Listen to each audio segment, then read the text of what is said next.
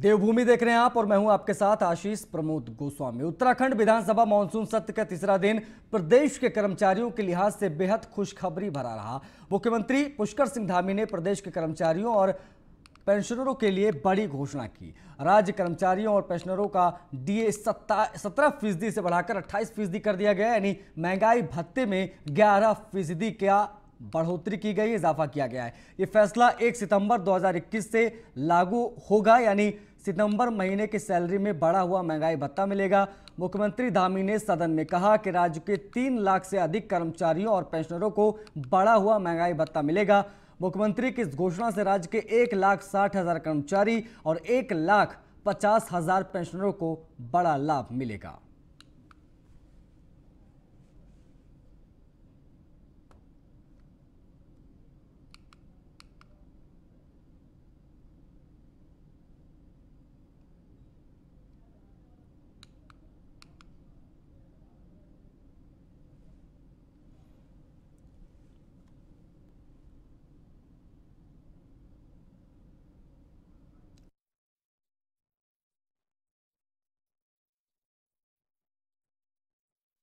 दो 2021 को केंद्र सरकार की तर्ज पर राज्य सरकार द्वारा हमने महंगाई भत्ता 27% जो था वो फ्रीज कर दिया था यहाँ पे। अब चूंकि केंद्र सरकार ने जुलाई माह से 28% 11% बढ़ोतरी कर इसको 28% कर दिया है। यह महंगाई भत्ता 1 जुलाई से देय होगा। उसी के क्रम में राज्य सरकार ने भी निर्णय लिया है कि हम जो है 11% बढ़ाते हुए 28% करेंगे। इससे जो है लगभग 1,60,000 जो हमारे कर्मचारी हैं उनको और लगभग 1.5 लाख जो पेंशनर हैं। उपनेता विपक्ष करण माहरा ने सदन में पुलिसकर्मियों के ग्रेड पे से जुड़े मसले को भी उठाया, जिसके बाद सरकार की तरफ से गठित उपसमिति के अध्यक्ष कैबिनेट मंत्री सुबोध उनियाल ने यह जवाब दिया कि उपसमिति ने अपनी रिपोर्ट फाइनल कर दी है, जिसे अब सरकार के माध्यम से जारी किया जाएगा। वहीं सीएम धामी ने कहा कि पुलिसकर्मियों की मांगों को लेकर सरकार गंभीर है और कई बार पुलिस परिजनों से मुलाकात भी कर चुकी है, जिसके बाद सरकार पुलिसकर्मियों और उत्तराखंड राज्य के हित में ही फैसला लेगी। उसमें मंत्रिमंडल की हमारी समिति पहले ही बनी हुई है और जिस दिन मैंने पहले दिन 4 जुलाई को शपथ ली थी वो मेरे द्वारा स्वयं ही उस मुद्दे को जो है मंत्रिमंडल में मैं लाया था चर्चा के लिए और उस पर हमने उपसमिति बना रखी है, वो काम कर रही है और सकारात्मक। उधर उत्तराखंड विधानसभा के मानसून सत्र के तीसरे दिन भू कानून का मुद्दा भी गर्म नजर आया। इसके बाद सदन में 5,720.78 करोड़ रुपए के अनुपूरक बजट को पास कर दिया गया। विपक्ष ने सरकार पर उनके प्रश्न का सही जवाब नहीं देने का आरोप लगाया। विपक्ष संसदीय कार्य मंत्री पर गलती मानने का दबाव बनाता रहा। प्रश्नकाल के दौरान विपक्ष द्वारा नियम 310 में बेरोजगारी के मुद्दे को उठाया गया। विधानसभा अध्यक्ष प्रेमचंद अग्रवाल ने 310 की सूचना को नियम 58 में चर्चा के लिए विपक्ष को निर्देशित किया।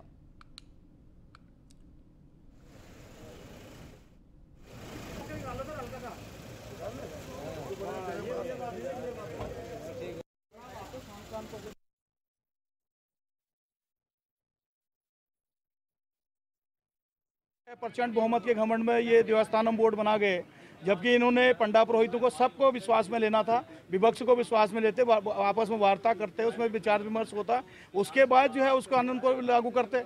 लेकिन इन्होंने जो है % बहुमत के घमंड में एक तरफा कानून पास कर दिया, जिसमें आपने देखा होगा कि बर्फबारी में भी वहाँ के जो पंडा पुरोहित थे उन्होंने केदारनाथ में अर्धनग्न होकर जो है धरना प्रदर्शन किया। तो ये बड़ा चिंता का विषय है। और जो भू कानून की बात है, भू कानून आप देख रहे हैं, उत्तराखंड राज्य जब बना था तो उसमें यही मांग की गई थी कि उत्तराखंड के निवासियों को उसका जो है जो उनका जो भू कानून है, जो अधिकार है, उसका अधिकार।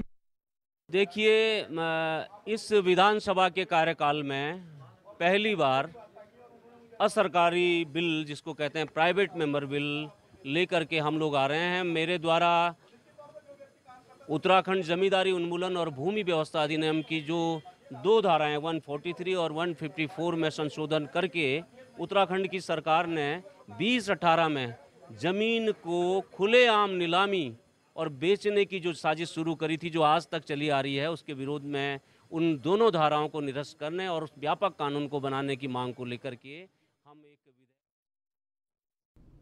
उत्तराखंड विधानसभा में नेता प्रतिपक्ष प्रीतम सिंह ने सत्ता पक्ष के विधायकों पर सदन की गरिमा को तार तार करने का आरोप लगाया है। प्रीतम सिंह का कहना है कि सदन में जब किसी विषय पर चर्चा होती है तो सभी को उसमें शामिल होना चाहिए, लेकिन प्रश्नकाल के दौरान उठे कई मुद्दों पर सत्ता पक्ष के विधायकों के बीच बीच में बोलने का काम कर रहे हैं, जो सही नहीं है।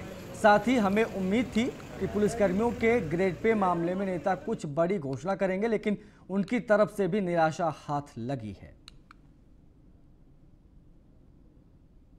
प्रश्नकाल में जिस तरीके से मंत्रीगण जो है हमारे सवालों का जवाब नहीं दे पा रहे, बहुत गंभीर विषय है। कल भी कमोबेश ये स्थिति थी और आज भी ये स्थिति जो है सदन के अंदर देखने को मिली है।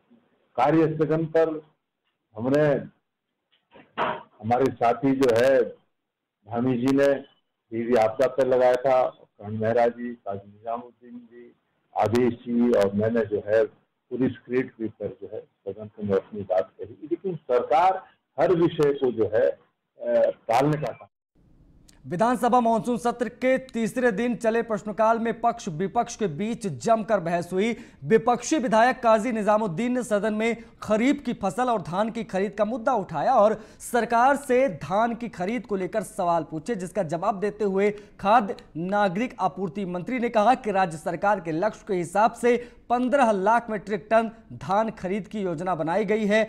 इस जवाब में विधायक काजी असंतुष्ट नजर आए। वहीं संसदीय कार्य मंत्री बंशीधर भगत ने कहा कि विपक्ष कभी सरकार के जवाब में संतुष्ट नहीं होता, लेकिन सच यही है कि सरकार ने धान खरीद को लेकर पिछली सरकार से बेहतर काम किया है।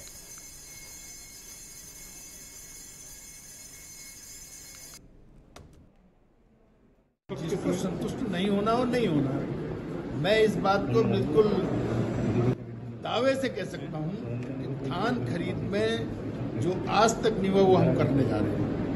और पिछली पेमेंट में भी हमने पाई कर रखी, गेहूं की, धान की, सब कर रखी। इस समय भी हमने 10 केंद्र भी बढ़ा दिए गए हैं और 5 मेट्रिक टन गेहूं धान की खरीद भी बढ़ा दी गई है। पिछले वर्ष 10 मेट्रिक टन खरीद हुई है और इनके ज़माने में भी 10 मेट्रिक टन हुई है। अब वो कह रहे 10 मेट्रिक टन पैदा कहाँ हो गया? तो ये खाली एक जिद की बात है, लेकिन हमने पूरी तैयारी कर रखी है और 72 रुपये प्रति क्विंटल। मुख्यमंत्री पुष्कर सिंह धामी ने Indian idol winner Pawandeep Rajan को कला, पर्यटन और संस्कृति में उत्तराखंड का ब्रांड एम्बेसडर बना दिया है। पवनदीप राजन ने मुख्यमंत्री आवास पहुंचकर सीएम से मुलाकात की। इस मौके पर मुख्यमंत्री धामी ने उन्हें इंडियन आइडल का खिताब जीतने पर बधाइयां दी और कहा कि उन्होंने उत्तराखंड का नाम रोशन किया। इस दौरान पवनदीप राजन ने मुख्यमंत्री को गाना भी सुनाया।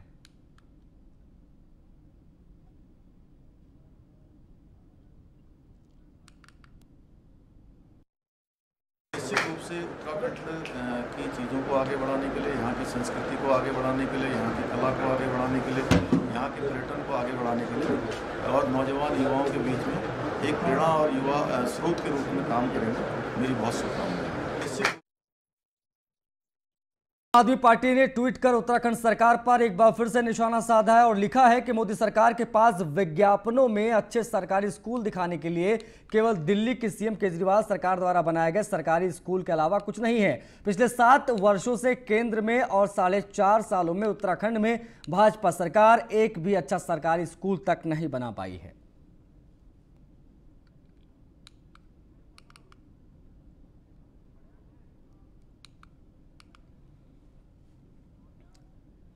राजधानी के संतरा देवी मंदिर इलाके में देर जमकर बरसात हुई, जिसमें कई इलाकों में लोगों के घरों में मलबा आ गया और जनता को आने जाने में दिक्कतों का सामना करना पड़ रहा है।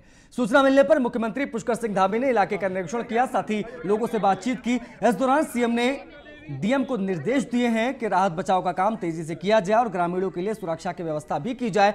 बता दें कि मुख्यमंत्री ने जनता को राहत सामग्री भी वितरित की।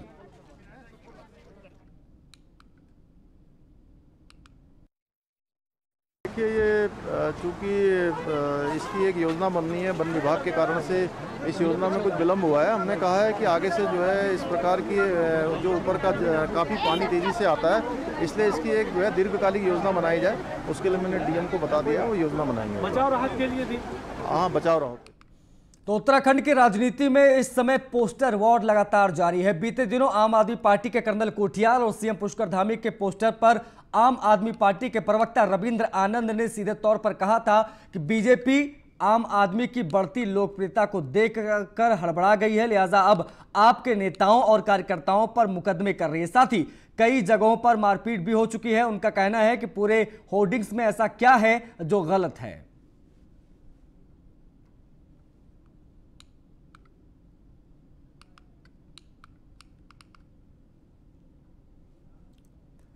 उत्तरकाशी से इस वक्त की बड़ी खबर आ रही है। महिला जेई के यौन उत्पीड़न का यह पूरा मामला है। जिला विकास अधिकारी विमल कुमार गिरफ्तार किए गए हैं। पुरोला में तैनात है। महिला जेई ने यह आरोप लगाया था। आरोपी डीडीओ विमल कुमार को जेल भेज दिया गया है।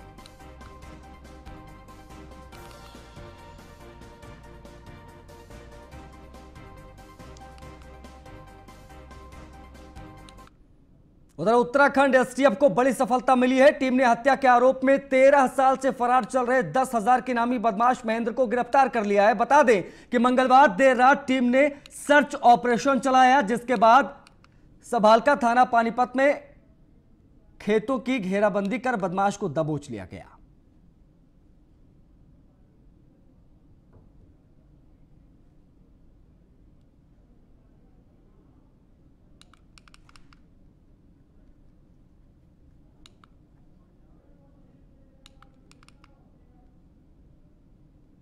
हल्द्वानी के महिला अस्पताल में 23 दिनों से आंदोलन कर रही आशा कार्यकर्ताओं को आपके नगर अध्यक्ष डिंपल पांडे ने समर्थन दिया है। पार्टी के लोगों का कहना है कि आशा वर्कर्स के साथ कांग्रेस और बीजेपी ने गलत किया। उनका कहना है कि जिस प्रकार आशा वर्कर गर्भवती महिलाओं के रखरखाव और मरीजों को बचाने का काम कर रही हैं, वो सराहनीय है। बता दें कि आम आदमी पार्टी ने धामी सरकार से ये मांग की है कि आशा वर्कर्स का वेतन बढ़ाया जाए। साथ ही ये चेतावनी भी दी है कि अगर राज्य सरकार ने ऐसा नहीं किया तो पार्टी इसे चुनावी मुद्दा बनाकर विधानसभा चुनाव में सरकार को घेरेगी।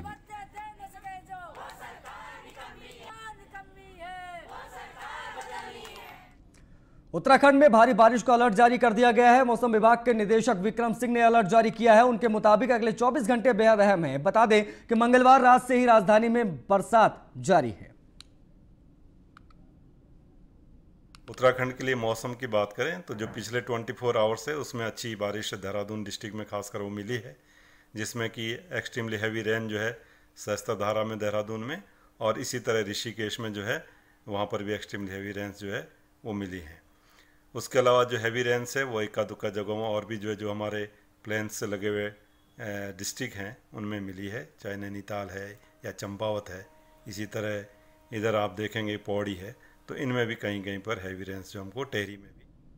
हरिद्वार में तेज बारिश के कारण सूखी नदी ने रौद्र रूप अख्तियार कर लिया है, जिसकी चपेट में एक कार आ गई। देखते देखते पानी कार को बहा कर ले गया और कार हर की पैड़ी के पास घाट तक पहुंच गई। बता दें कि सूखी नदी के पास जगह खाली होने के कारण लोग अपनी कार खड़ी कर देते हैं। बुधवार को भी बारिश से अचानक सूखी नदी का जलस्तर बढ़ गया और कार को बहाकर ले गया। गनीमत रही कि इस कार में कोई सवार नहीं था।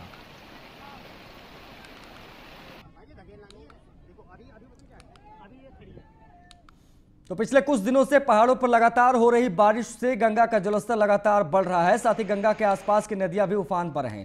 केंद्रीय जल आयोग के मुताबिक गंगा का जलस्तर चेतावनी रेखा से 80 सेंटीमीटर नीचे है और अगर बारिश इसी तरह से होता रहा तो गंगा का जलस्तर और भी तेजी से बढ़ेगा। परेशानी तो ये बताइए कि इस समय यहाँ पे अस्थायी पार्किंग थी हमारी और हम सभी गाड़ियाँ चाहे छोटा हाथी हो, 4-7 हुआ या विक्रम हुआ, नदी में खड़ा करते थे। और पिछले 4-5 दिनों से इतनी पानी हुआ है, बरसात हुई है कि ये चंद्रभागा नदी बिल्कुल बढ़ गई है। और जो पानी 50 फीट उधर से यह सूखा था तो 50 फीट इधर तक इन्होंने कटान कर दिया है। जैसा कि आप देख भी रहे होंगे कि इधर भरान कर दिया है और उधर जो है कट गया है और अब गाड़ी लगाने की जगह नहीं है। कल रात अचानक हमें पता लगा कि पानी बहुत ज़्यादा बढ़ गया है और रात को हम 12-12:30 बजे के आसपास आए और सभी लोगों ने अपनी अपनी गाड़ियाँ। पहाड़ों पे हो रही लगातार बारिश से गंगा का जलस्तर बढ़ रहा है। गंगा के साथ साथ जितनी भी बरसाती नदियां हैं उन सब में भी पानी बढ़ता जा रहा है और वो सब उफान पर बह रही हैं, जिसकी वजह से गंगा का जलस्तर भी लगातार तेज़ी से बढ़ रहा है। अगर माने केंद्रीय जल आयोग की बात तो अभी खतरे के निशान से गंगा जो है 80 सेंटीमीटर नीचे बह रही है। अगर इसी तरह पहाड़ों पे बारिश लगातार होती रही तो जब वो दिन दूर नहीं है कि एक दो दिन के अंदर गंगा अपने रौद्र रूप पे आ जाएगी। मैं आपको दिखाना चाहूँगा इस टाइम गंगा का जल स्तर है, इस टाइम जो बह रहा है वो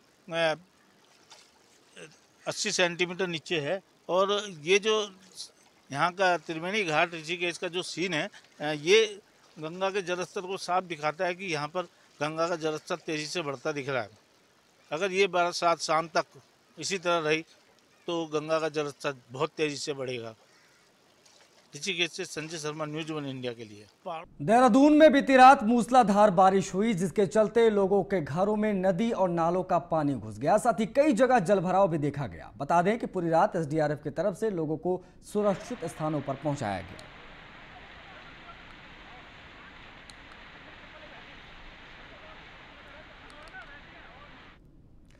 तो पहाड़ों में हुई लगातार बारिश के चलते मैदानी क्षेत्रों में भी खतरा बढ़ गया है। साथ ही नदी नालों में भी उफान आने की संभावना जताई जा रही है। वहीं नदी के पास रहने वाले लोगों को जीना भी उनका मुहाल हो गया है। बता दें कि नदी के पार करीब 1 दर्जन गांव बसे हुए हैं, जिनका नदी के पास से रोजाना आना जाना होता है।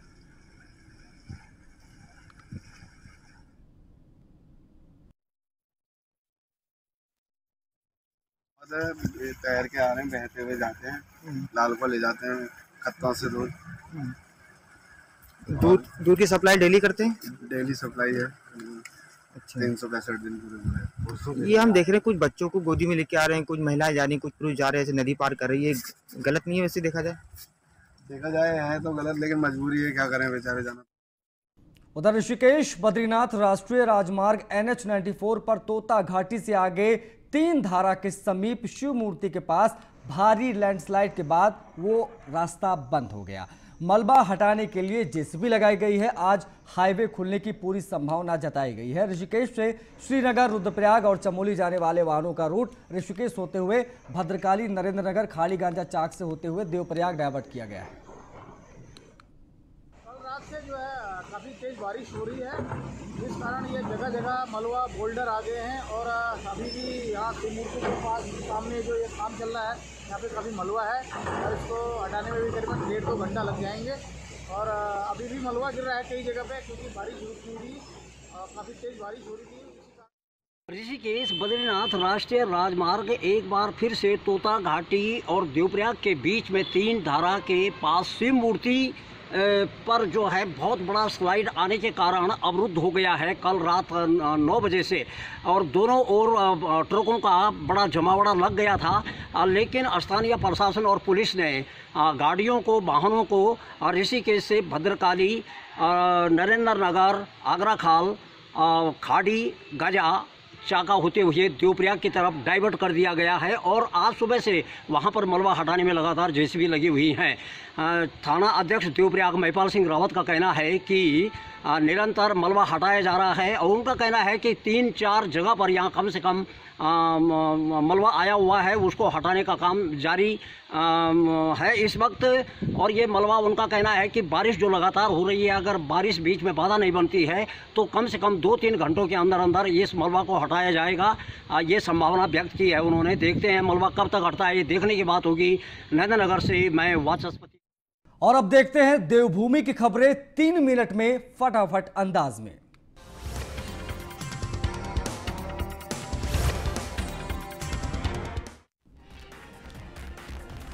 पंजाब कांग्रेस की लड़ाई अब उत्तराखंड की राजधानी देहरादून तक पहुंच गई है, जिसमें पंजाब कांग्रेस के नाराज विधायक और मंत्री प्रदेश प्रभारी हरीश रावत से मिलने देहरादून पहुंचे और अपनी नाराजगी प्रदेश प्रभारी हरीश रावत के सामने रखी। पंजाब कांग्रेस में मचे घमासान पर जहां पंजाब से विधायक हरीश रावत से मिलने देहरादून पहुंचे हैं, वहीं एक बार फिर कैबिनेट मंत्री हरक सिंह रावत ने हरीश रावत पर निशाना साधा है। हरक सिंह रावत का कहना है कि हरीश रावत को रायता फैलाने की आदत है, वो सभी को टिकट देने का वादा कर देते हैं। देवाला में पूर्व मुख्यमंत्री त्रिवेंद्र सिंह रावत के खिलाफ अब ग्रामीण एकजुट होने लगे हैं। आज ग्रामीणों ने थानों स्थित बाला सुंदरी मंदिर में बैठक कर बाहरी भगाओ स्थानीय लाओ के नारे के साथ स्थानीय विधायक त्रिवेंद्र रावत के खिलाफ बिगुल फूंक दिया। रुड़की के मंगलौर में सैकड़ों कांग्रेस के कार्यकर्ताओं ने केंद्र और प्रदेश सरकार के खिलाफ जमकर हल्ला बोला। मंगलौर के बस अड्डे से शुरू हुई कांग्रेस की रैली मंगलौर के विभिन्न मार्गों से गुजरी। कांग्रेस कार्यकर्ताओं ने भाजपा सरकार के खिलाफ नारेबाजी और प्रदर्शन किया।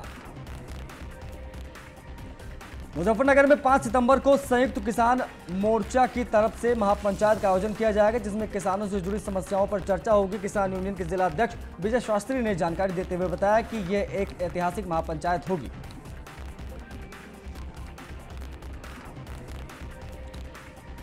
पौड़ी में श्रीनगर मोटर मार्ग पर बुधवार सुबह के वक्त आग लगने से 2 दुकानें जलकर खाक हो गईं। इसमें दुकान मालिकों को लाखों का नुकसान हुआ है। फायर ब्रिगेड की टीम की ओर से आग पर काबू पाने का प्रयास तो किया गया, लेकिन तब तक काफी देर हो चुकी। पौड़ी जिले के चौबट्टा खाल में एक नाबालिग दिव्यांग लड़की के साथ रेप की वारदात सामने आई है। लड़की के गर्भवती होने पर पूरा मामला खुला। राजस्व पुलिस ने आरोपी के खिलाफ पॉक्सो संबंधित धाराओं में मुकदमा दर्ज किया। उधम सिंह नगर जिले के दिनेशपुर थाना क्षेत्र के रामबाग गांव के समीप कार और बाइक की जबरदस्त टक्कर हो गई, जिसमें ज्योत्सना राय नाम की एक महिला की मौत हो गई और 2 लोग घायल हुए।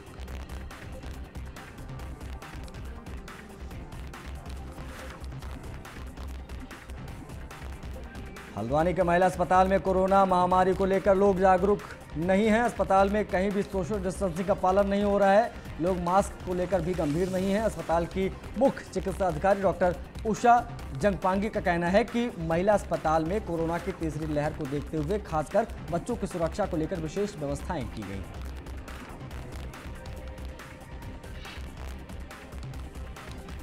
इसी के साथ इस बुलेटिन में फिलहाल इतना ही। नमस्कार।